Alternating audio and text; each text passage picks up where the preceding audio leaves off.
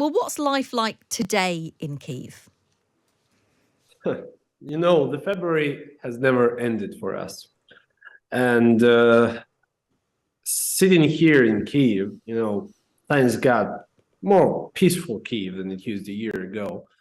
Of course, we are more than thankful to the armed forces of Ukraine. We are deeply honored that we have a nation which stood up to the Russian aggression. And of course, thanks to the friends, including Great Britain friends, we are still here, we're alive.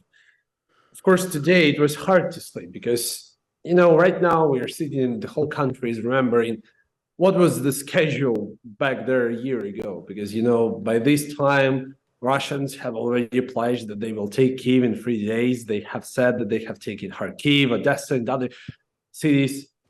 And you can see that they haven't worked. They have even lied that they have destroyed all of our anti-missile systems, that they have nearly destroyed our army. But you see, it's not. Did you ever consider leaving Kyiv? I'm originally from Kharkiv. I met the war in Kharkiv, which is in the east, and of course, I've heard about the city for lots of time. And I moved to Kyiv on the third day of the full-scale invasion.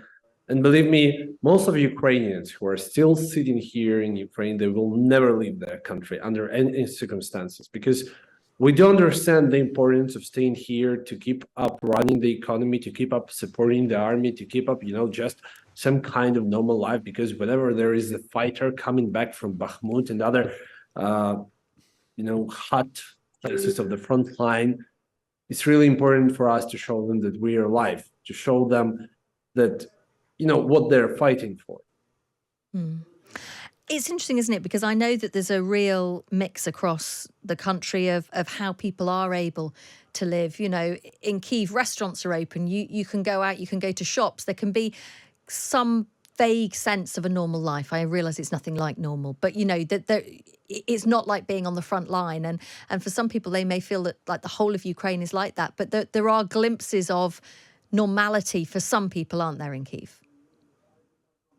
If you don't see, like, when you forget that there are like total blackouts every day, it's normal. It's something to normal.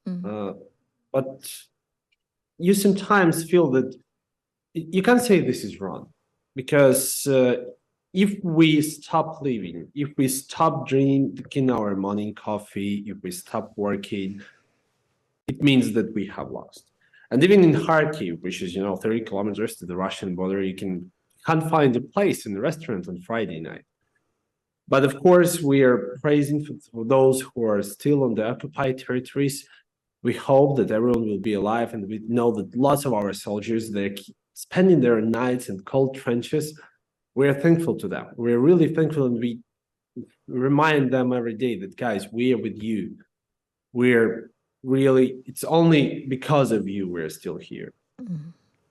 Let's talk about the United Nations, because overnight there has been a resolution overwhelmingly supporting Ukraine and condemning the invasion by Russia. 141 countries backed it, 32 countries abstained, and 7 were against, including Russia, India and China. Do you think that the UN has done enough? Lots of people have, even before the war in Ukraine, complained that the UN doesn't have teeth, is just a talking shop, doesn't actually do anything. On this matter, I would like to say that most of the things were done by the ordinary people of the country like yours. Because it was you who woke up on the 24th of February, went to protest, went to send the humanitarian support to Ukraine. We even have British people fighting in our army. We have British volunteers here. And I think it's more important than, of course, international organizations, because President Zelensky has said this for several times, that, of course, after the Ukrainian war, we need to rethink how our international organizations work, because sometimes we really lacked the pace from them. There is lots of bureaucracy when you're asking for something, but we still need them, because you see, I was at the UN in October, and I have seen that still UN is pushing as hard as it is, because there's still Russia sitting in the Security Council, and UN is sending lots of volunteers, lots of support to Ukraine. I even know people in the front lines, they receive money from the UN to keep up their living. I wouldn't say that it's not enough, but of course, we hope that much will be done this year. And our Minister of Foreign Affairs, Dmitry Kuleba, said it very right. We must unite under UN chapter because we must protect it from the terrorists who are attacking it. Thank you so much for watching. You get extra points for making it all the way to the end of the video. And if you want to see more from me, Chloe and Callum, you can join us every Friday to Sunday on Times Radio from 6 a.m.